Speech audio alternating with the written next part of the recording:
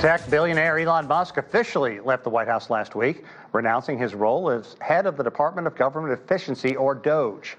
Now, in Musk's 4 months overseeing government spending cuts, 250,000 civil servants were fired or took buyouts. Notably, the entire foreign aid agency, USAID, was dismantled.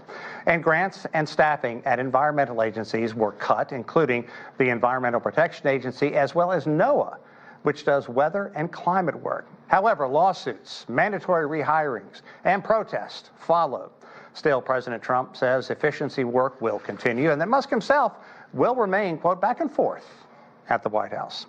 So with us now to dive a little bit deeper into where Musk's exit leaves government efforts to cut spending, Thomas Hayes. Thomas is the founder and chairman and managing member of Great Hill Capital, a long-short equity manager in New York. Thomas, always a pleasure to see you. Thanks for taking time. Thanks for having me, Sean.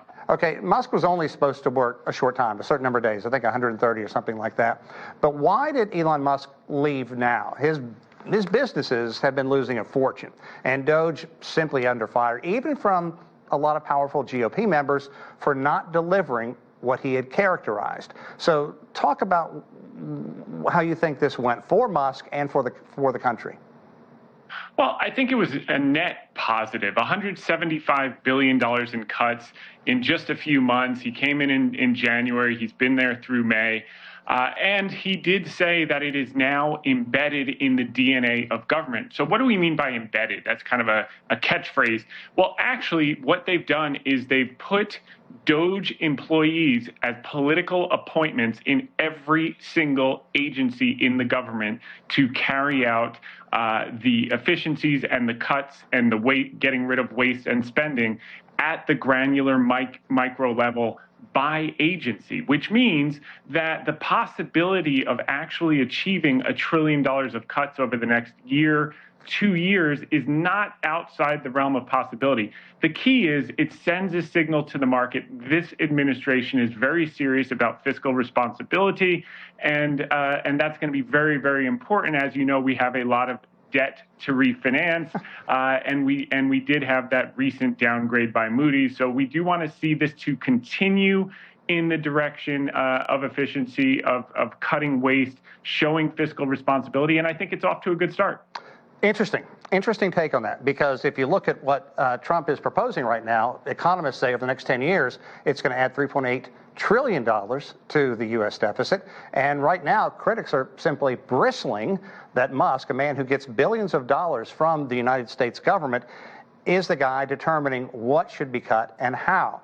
So let's talk about how Musk's D.C. business increased during his time with the Trump administration. And you talk about debt being chipped away, but there are legions of people out there saying, no, that's not going to happen. Well, look, if there was anyone else that could do what Musk has been doing, they would do it already. I mean, we had to send him up to pick up the astronauts at the space station because other companies couldn't get it done, as well as the reusable rockets and the efficacy and the lower cost of launching satellites to space, both from a private sector standpoint and from a government standpoint. So there's a lot that Musk is doing simply because no one else can do it. If you look at Starlink, if you look at communication, if you now look at XAI, he's raising $300 million at $113 billion valuation. Neuralink, he's raising another $650 million was announced. And this is all in the last 24 hours. So he gave a tremendous amount of sacrifice to the country at his own expense. You saw it reflected in the stock price in the short term. It dropped over 50% from $485 down to $225. It's since recovered largely because he's decided to redevote himself to the private sector and be less involved, certainly in a formal way, in the government. But if he carries out, and if it is in fact in the DNA, and they can continue this efficiency for the next year, 2 years, I think it's going to go a long way. As it relates to Trump's bill, you know, the one thing that I think is underestimated, and the only way you can get out of this whole 120% debt to GDP, is the exact same way that we did post-World War II when debt to GDP was 120%. And you have to grow your way out of it. You got to grow your way out of it, in part by letting inflation run a little bit hot and by having pro-growth deregulation policies, which certainly are at the forefront of this administration's policy initiatives. Okay, but a lot of people are also saying, look, it's time to rein in government spending. I hear what you're saying, but not the way Musk and his staff of mostly very young people with no government experience went about it, slashing wildly when critics, and again, a lot of GOP members, said that they should have used a scalpel instead of a chainsaw. How do you react to that? Well, to your point, in the scheme of things, $175 billion was de minimis.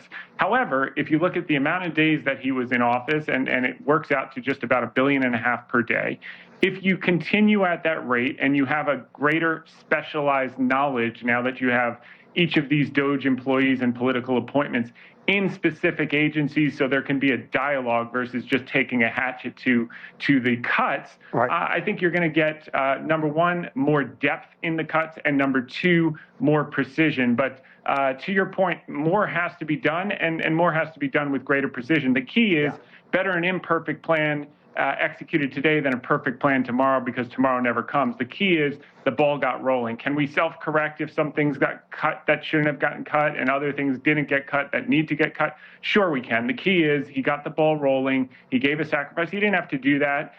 He still had the president's ear with or without DOGE. Right. And I think that will go a long way for us refinancing the debt, getting borrowing costs down. And then the second thing is obviously Besant deregulating with the SLR and making it easier for banks to own treasuries and create demand at the longer end of the curve, certainly 10-year treasuries this summer, which he's spoken about publicly on TV, which will bring down mortgage rates, which will bring down refinancing rates for the U.S. government, and that will go a long, long way to making housing more affordable and getting the growth that the economy so sorely needs to grow its way out of such a high debt to GDP ratio. That's a function of many administrations' missteps and kicking the can down the road. Now it has to be dealt with. But in kicking the can down the road and you get the ball rolling, arguably you're rolling over people as well. Some of the more controversial cuts, USAID, especially with the head of the UN saying that thousands of children around the world are now going to die because of this action. That's a bitter pill to swallow.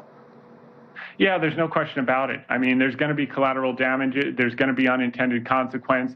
I think as you get these employees focused on specific silos and they can see the impacts of the specific decisions, they can be more surgical about it and avoid unfavorable outcomes prospectively. But we still got to get to that $1 trillion plus number. So there is going to be some pain in the short term. Hopefully, it'll just be more well constructed and better executed, so that we're dealing with the things that we can afford to deal without versus the things that might be more critical. Okay, Thomas Hayes, always a pleasure, my friend. Thanks very much. Well, Musk isn't wasting